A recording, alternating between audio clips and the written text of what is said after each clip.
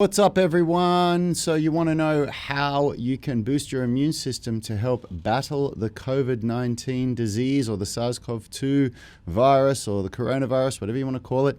Well, in today's show, we're going to be talking about the research that has gone into showing that there are a couple of vitamins that you can take. There's a couple of things that you can do that are going to improve your chance of fighting off the coronavirus or the COVID-19. So let's take a deep dive into that. And this is a really important show to watch because we all want to be healthy. We all want to beat this thing. It is a pandemic that's going on around the world, and we need to do the best that we can for ourselves to make sure that if we get it, and it looks like we are going to get it because it looks like they're going for this herd immunity thing eventually, we need to be able to fight it off. So stick around and get ready for some knowledge bombs. We are the gym that teaches people how to move instead of just exercise, because we believe that health is about performance, not just body image. Hey everyone, in case we haven't met, my name's Rad Burmeister. I'm one of the co-founders of Unity Gym. That's my brother Yanni Burmeister. We are the co-founders of Unity Gym and the UMS, the Unified Movement System, where we turn driven people into superhumans.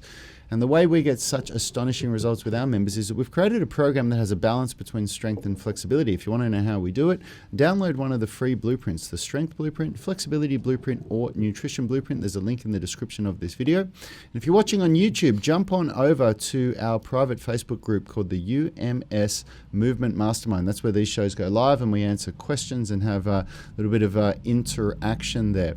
So, Yanni, take it away, man. You've got some stuff to talk about. Yeah, first of all, I want to know who's on the live stream. We've got 8 people watching live at the moment. I know Steve Cavanna's there, and he's saying, wow, I never knew that the shoulder scapular exercises could be so hard and tiring. Scapular control and scapular strength, straight arm scapular strength is a beast when you first start to unravel it and work on it. And so, yeah, good on you for giving it a crack. I still find it very difficult, and I know Rad and Richard do too. And it is the gateway to, most of the calisthenics movements. So it's certainly something that you want to prioritize at least once, if not twice a week. Today we're going to be talking about vitamins. Well, one vitamin which is actually not just a vitamin, it's vitamin D. It plays a large role in how the body sort of encodes protein, and that's why it has been identified as quite a critical player in the prevention or the reduction in risk of sort of like long-term damage to the lungs. And so it's something that we thought we'd share. Initially, I was just sharing this with my family, and then we were going to do a bit of a live stream to the gym family and our online subscription. And then we thought, no, we'll do it to this group because we can sort of get the information out. Now, full disclaimer, nor Rad or I are nutrition scientists or medical doctors. We do our own research, and I highly recommend that you all do the same thing. You can get hold of exactly what I'm looking at here. We like a nice dulled down version of the science because we are not scientists ourselves, and the science fraternity, they like to speak in big words and ways that the layman often won't understand. I've got a lot of mentors and a lot of friends who are phenomenal at deciphering this sort of stuff, and one of those is Dr. Rhonda Patrick. She has a brilliant podcast and blog called Found My Fitness. You can find her on, the easiest way I think is her YouTube channel. And if you do, subscribe to her newsletter.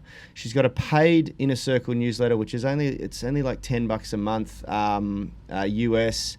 And it supports her channel, but she's decided to make the content that she usually charges available to everyone right now because of the importance and the amount, the myriad of bullshit that's circulating about SARS-CoV-2 virus, and she wants to sort of educate people, and her team and her colleagues and her circle of influence are very much up to date with that research. So That's who I've chosen to follow through this, because it's very hard when you're looking at the news and there's conflicting information on social media, and we all know that Facebook is not always the best place to get. It can be good if you choose a few select people to follow, like Rhonda Patrick's on Twitter and social media as well. But you just got to be careful who you follow and where the information comes from, because we often get really caught up in bad information.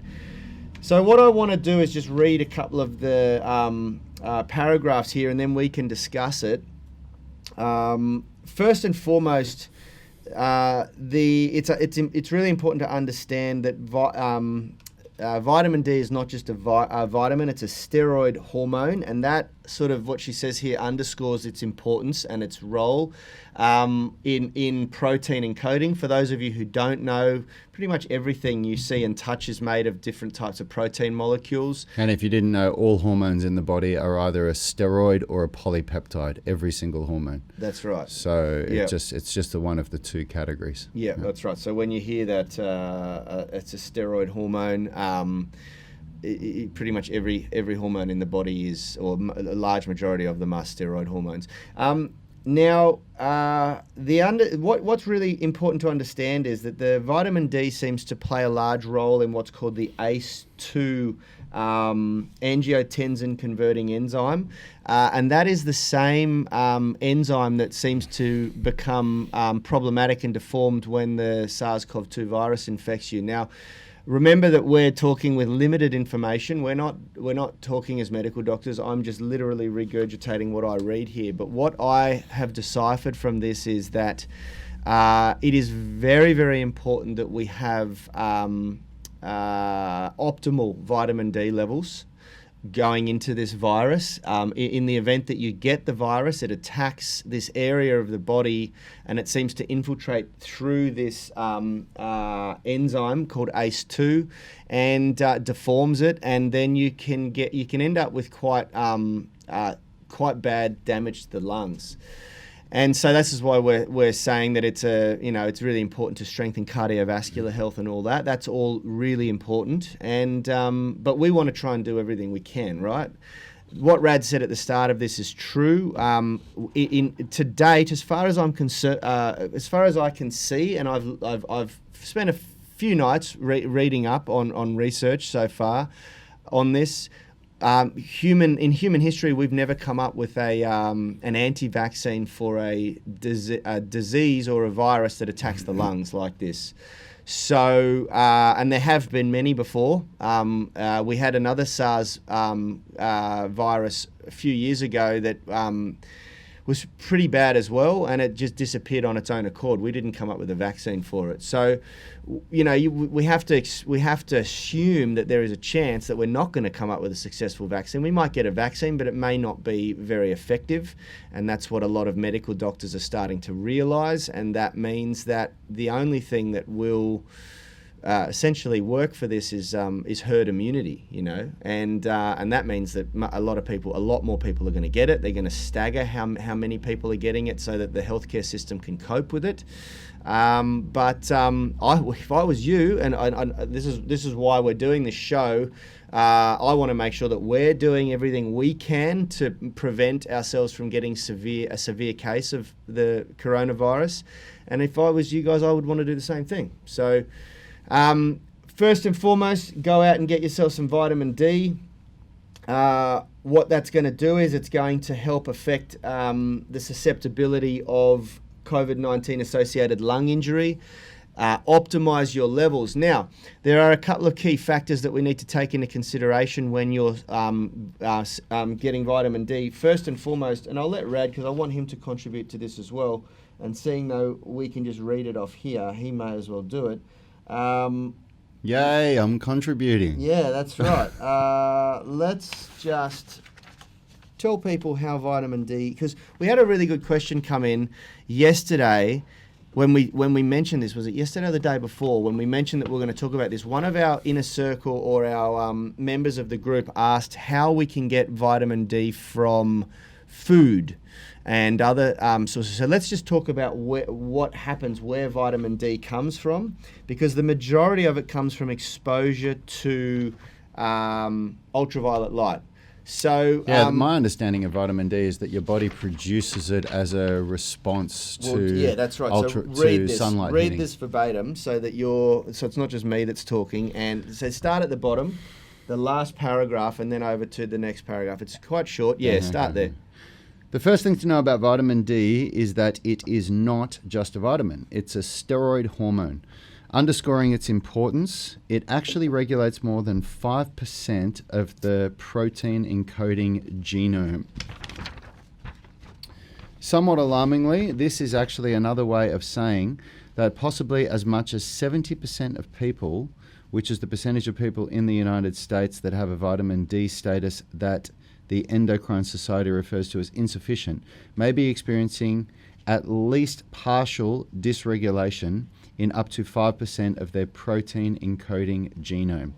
At the very least, it's almost certainly the case among the 30% that fully qualifies as vitamin D deficient are. You can obtain small quantities of vitamin D in food, but your primary source is a stepwise process that starts in your skin following exposure to ultraviolet light and continues in your liver and kidneys where the vitamin's active form is made. So the body makes its own vitamin D. Since ultraviolet light is required for vitamin D synthesis, reduced exposure to the sun or having dark-colored skin impairs vitamin D production. Older adults whose skin isn't as efficient at producing vitamin D and obese people whose excess fat stores sequester the vitamin are also more likely to be deficient.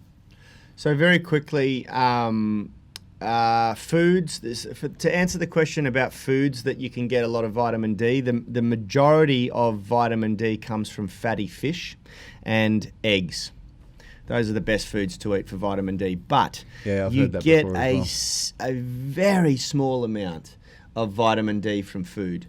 The vast majority of it is produced by this system that starts from exposure to ultraviolet light and it comes from the skin. Now, the big problem and the big concern is twofold. People with very tanned, olive or dark skin produce far less vitamin D than someone with lighter skin because of the reaction to the ultraviolet light. People with dark skin don't react as much to the light, which is great because they don't get sunburnt as much, but they also don't produce as much vitamin D. The second factor to take into consideration is that people that are overweight or obese need more. Their excess fat cells actually absorb the vitamin D, so it doesn't get to where it needs to go. So if you're carrying a bit of excess weight or you're obese, then you absolutely must be supplementing vitamin D, and it's important to to maybe get a test, get a blood test, get pathology done to see where you stand on that. But there's pass me back the studies there. If we go down a little bit deeper here, I just quickly will find, okay, here you go. So the Nutrition Board of the Institute of Medicine conservatively set the tolerable upper intake of vitamin D at a level of around 4,000 IUs per day, including safe, and this is including being safe, considered safe for pregnant and lactating women, which suggests that it is generally thought that at that dose, toxicity is extremely unlikely.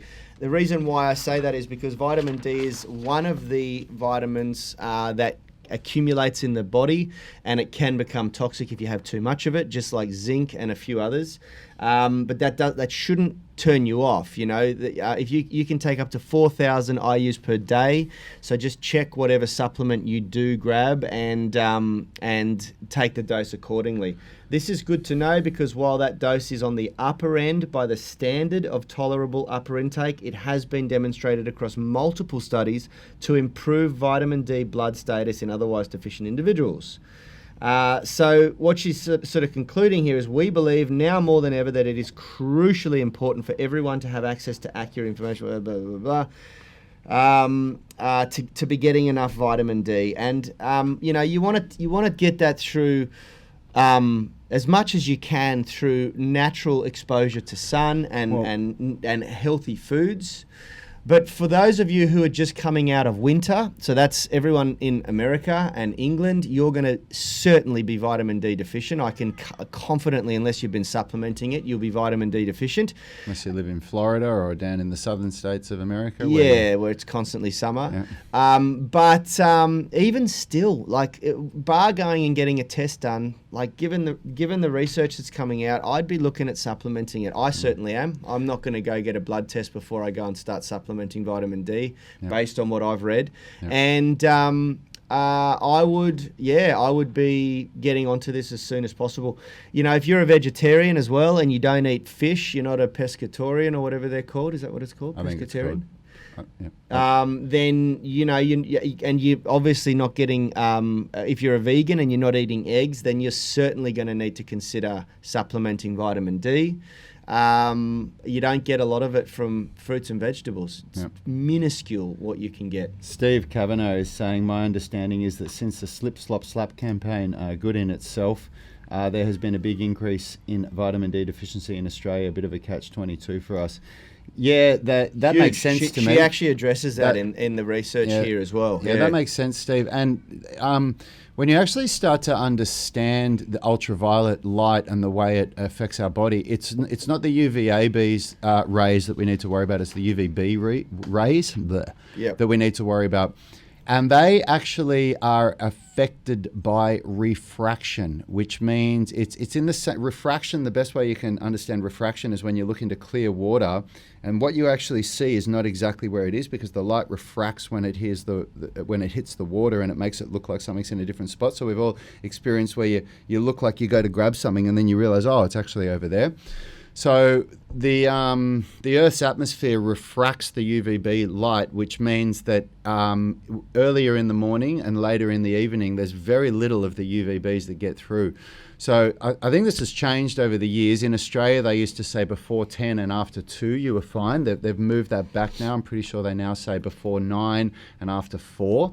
But the percentage of UV, and don't quote me on this, I'm getting all of this as secondhand info from a friend of mine that's really done his research, Aaron McKenzie.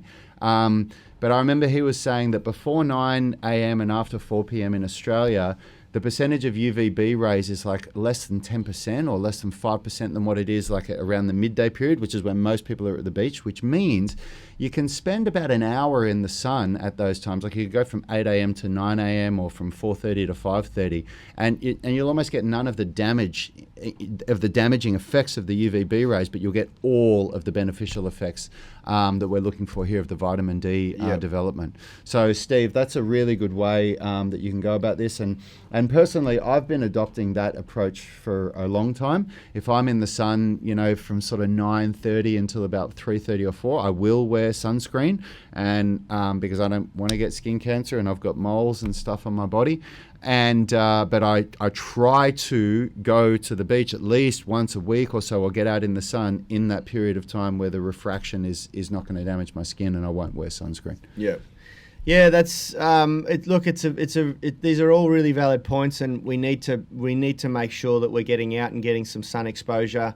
I would be recommending that everybody supplement vitamin D. The only other supplements that I would bother with for this specific topic, for health, for immunity, zinc is one of the only supplements known to boost your tolerance to immune tolerance and things like that. So we supplement zinc. I supplement zinc for other reasons too. It also helps to boost the male hormones. It works for libido. It works for all sorts of different things. And also vitamin C. And there's a little bit, I pulled out a little bit of research on vitamin C here. Can I just say real quick, just before we get off vitamin D, Mike Skolnick is saying fortified plant milks are a great way to get vitamin D for vegos. Mike is a vegan, so I haven't looked into that, Mike, but thanks for dropping that in, bro. Hopefully some of the vegans watching can maybe benefit from that. Awesome. Yeah, absolutely. Yeah, they talk about... there's even orange juice and a few things are getting fortified with vitamin B. I just ran a scholarly Google search here, and It comes up with there is fortified foods. Mushrooms seem to be the only decent vegetable that are giving a reasonable level. Cheeses have vitamin D. Beef liver, that doesn't help the vegans. But yeah, it's mostly like there's dairy products, orange juice, soy milk, and some cereals. But I wouldn't recommend eating cereals because they're too highly processed anyway. Yeah, look, if you can't get it through fatty fish, it seems like salmon, mackerel, and tuna are the best options. Herring is really good. Sardines are amazing. But this is why supplementation comes in, because if you are a vegan, at least for what I've learned about vegans, the people that are really doing it well are supplementing. So you have to. Yeah, I think that's going to be a really important part of your health. Yeah, absolutely. Anyway, let's get on to vitamin C while we've still got time. Yeah, vitamin C is basically good for immune boosting all over the place, and so she sort of talks about here. She did a big scope, and I've got another friend, Dr. Ross Walker, who's a practicing cardiologist in Australia, who has been banging the D and C and E drum for quite some time, and I do believe that vitamin C is really important as well. But what she's talked about here is that there is a lot of research, and she's listed a lot of it here. Vitamin C reduces C-reactive protein among some groups of people. Vitamin C reduces the duration and mechanical ventilation of critically ill patients. Vitamin C doses, large dose of vitamin C, up to 8 grams per day, might reduce the duration of common cold. And there's a bunch of studies linked for that. Treatment with intravenous vitamin C reduced death rates in patients with sepsis and severe acute respiratory failure. It's not going to help us because we're not going to inject it. Some COVID-19 patients report loss of smell and taste, potentially signaling SARS-CoV-2 infiltration of the central nervous system. And there is a lot of stuff that vitamin C seems to help with that. So she's listed a bunch of studies here. I'm not going to go through them all, but that is another supplement that I would recommend you guys jump onto. I would also, I'm just saying, it says here up to 8 grams per day seems to be really effective with upper respiratory infection and coughs, colds, and flus. So it's another good one to take into consideration. I won't go too deep into this. 8 grams, is that 8,000 milligrams? Yeah, it's a lot. It's a lot. Yeah, it's a lot of vitamin C. So that's 8 of those high-strength vitamin C tablets. So at least in Australia, the high-strength vitamin C tablets are 1,000 milligrams each. So you'd be looking at having, 4 in the morning and 4 in the evening, I guess. Yeah, that's right. The thing that I want to... the study that I want to highlight here, which I was just looking for, but it's on the last page, which I found really interesting, is that vitamin C deficiency impairs fatty acid oxidation, meaning burning fat during exercise. And they've gone through and they did a bunch of studies on this, but what they've concluded is that a lot of overweight people are vitamin C deficient, and they believe that it may be a contributing factor to people who exercise but still can't lose weight. Wow. So something to consider for those of you out there who are trying to lose a bit of weight. Take a look at that research, and if it's enough to get you going, then get supplementing vitamin C as well. Yeah, but there's 3 that we've recommended today: vitamin D, vitamin C, and zinc. Considering the severity of what's going on with this virus around the world, it's kind of like what's really going to go wrong if you start supplementing this stuff, So you may as well do it. Well, people are afraid of the financial, it costs money. Yeah. It costs money to go out and buy the vitamins, And that's fair enough. I get that. Yeah, and then there's a lot of conflicting information. A lot of doctors say all vitamins do is give you expensive urine. And blood, but I just don't know whether that's right. Look, this is the thing. That's something I'm willing to gamble. This is the thing. You've got to choose carefully who you listen to, because there's people out there. Now, I have a criterion of even if they're medical doctors, I have a criterion of whether I will listen to them. And one of the first and foremost is, what does the person actually look like? That's the first thing for me. Like, if a doctor doesn't look fit and healthy and hasn't been able to display that they can create a healthy body in themselves, their health, right, tell me what I've got for the reason I went to see you, and that's it. I don't care about your advice. That's exactly right. The people that I follow to this depth, they've got to represent health as well. And I'm sorry, there's going to be people out there that are offended. There's a lot of fat doctors, but I just think if you're going to go and get health advice, you wouldn't get financial advice from a broke person. I don't get health advice from an unhealthy person. It just doesn't make sense to me. So that's my first criterion with people, and I've found often that the people that smash taking vitamin supplements are not very healthy people themselves. And of course there's going to be what do you call it? Exceptions to that. But anyway, that's just my personal opinion.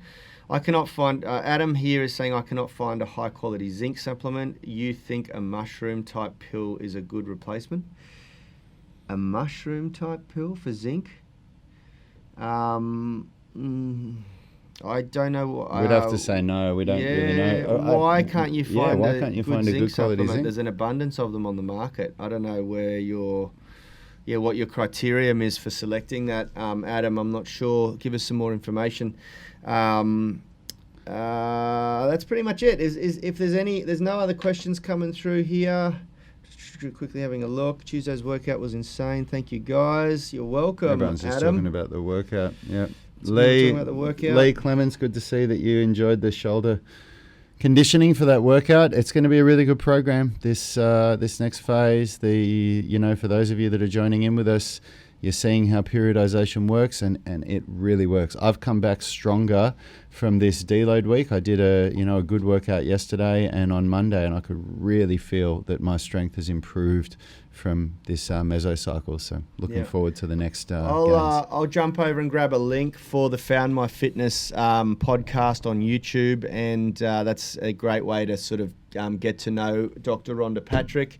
She interviews people every week, amazing people in the medical, in the health and space in general. And if you go into the channel description about section of her channel, there's a link there to be able to subscribe to her newsletter. And I strongly recommend you guys align yourselves with people who are in the know on these topics. Don't get your news and information from Facebook because there's a lot of shit out there that's going around that's just completely wrong. And make sure that you follow credible people, align yourself with credible people. Yep. And Dr. Rhonda Patrick is certainly one of those. Yep. Adam's saying it's sold out in Whole Foods, and that's where I buy my supplements. Some people tell me mushrooms are very good for your immune. I've never heard that, bro, but I mean... mushrooms have high vitamin B in them. That's why they're considered good for your immune system. But vitamin B, here's the thing, guys. Vitamin B is produced in the body based on certain criteria, and to my knowledge, you cannot absorb it efficiently through your digestive tract. Yeah, that's right. That's why... And that's come from a very, very reputable source. Yeah. You need to take, if you're deficient in vitamin B, if your body is... That's vitamin B12, not all vitamin Bs, but vitamin B12 isn't absorbed efficiently enough through the digestive system, that you actually have to have it as an intramuscular injection. And we've got that on a very good authority, one of the leading cardiologists in the world, which is why whenever we're deficient in whenever we feel run down, and we have a really long days and we're feeling stressed, that's a sign that you're deficient. Those are all the reasons why you could be deficient in vitamin B12. So without getting tested, we just have a series of vitamin B12 shots over 3 weeks. Yeah. So Adam, all I can say is we're in Australia. Sorry. I just want to say something because I think there is a big misunderstanding of the way vitamins are produced in the body. And it's really important that you understand this. Your body is it's like a pharmacy. It produces everything it needs, okay? And given the right sustenance, the right amount of sleep is an essential component of this. So if you guys, people say, I don't want to take nutrition supplements because of A, B, C, and D. Let's take a look at this. If you're overweight, you're not producing vitamins efficiently. And I'm talking like an unhealthy body composition, anything above 22 or 24% body fat, and you're not producing vitamins as efficiently as Rad or myself. For a man, or right? Richard. So No, I'd say over 20% for a man is certainly considered overweight. Oh, absolutely. And over 22 to 24% for a woman. And your body's ability to produce these minerals is severely hampered because a lot of it gets soaked up into your excess fat cells as it gets produced. So it doesn't get to where it needs to go. Okay, it literally leaches into that into those fat cells. Second is if you've got an unhealthy or any type of compromised gut, digestive tract, you're no longer able to extract what you need out of the foods that you're putting in there, and you're no longer able to produce efficiently. Okay? Which almost everyone has. Exactly. Unless you've actively spent about 6 months trying to repair your gut, and you live in the Western world, then and you've never excessively consumed alcohol, any drugs, you've never had a course of antibiotics, recreational drugs or antibiotics. You've dropped a nuclear bomb into your digestive tract, you know. And so you rule out half the world's population there, basically, you know. And then on top of all of that, if you're not out getting lots of healthy, if you spend more than like I'd say 20% of your day indoors, you're not getting enough healthy sunlight so that you're now not producing and synthesizing proteins and getting your nutrients enough, you know. And so all these factors start to come into it. And people that are against taking supplements, you know, you need to be like living in a utopian lifestyle world to be doing everything efficiently and effectively in today's modern society, because we're not working out in the fields anymore. We're not getting much exercise. Exercise plays a key role in all of this as well. And our food and our nutrition is not as good as it used to be because we're eating a lot of processed stuff. You know, we're not eating fresh food every meal anymore, you know, and the food is certainly not coming straight out of the ground, and it's, you know, it's just not as high a quality, it's not as highly bioavailable as it used to be, you know. And then on top of all of that, we are all, and this is the one that I've never met anyone who can say that they're not, unless you're living on a remote, isolated island somewhere, you're not getting high quality sleep anymore. I'm sorry. If you're exposing yourself to blue lights during the day, especially after the sun goes down at night, if you're eating after the sun goes down at night, which 90% of the world's population do, then you're not getting high quality sleep. And that's where your factory, where your supplement factory goes to work producing all these minerals, enzymes, proteins, vitamins at night. So you're not, you know, the latest research and data that's come out of the Salk Institute in California has suggested that if you've got anything passing through your digestive tract at night, meaning if you've eaten within 2 to 3 hours of going to bed, which most of us do, or drunk fluid other than water within 2 to 3 hours, which most of us do, we have wine or beer at night or whatever else you like to do, then you're completely shutting down your body's ability to produce these minerals and vitamins and things like that. So yeah, guys, there's a lot more people out there that would fall into the group of would benefit from taking nutrition supplements than they think, you know. Yeah. I think that most of us do. Yeah, for sure. Absolutely.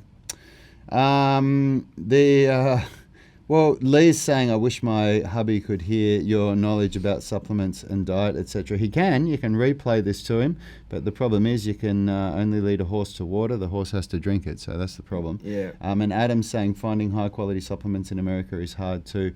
Yeah, look, I can't. It's very true. It's very true. In America, your supplement industry is governed by the food industry, which means that they don't have to have in the pill what it actually says the pill has in it. In Australia, we're very fortunate that our supplement industry... There's not as a strict and stringent testing criteria. Yeah. Things don't have to be tested so heavily and meet such a high stringent standard. Yeah. It's not about I don't think it's much about labeling. It's more about the testing and all of that. In Australia, everything comes from... we've been told this by very good authority by a friend of Yanni's who's one of the leading cardiologists in Australia.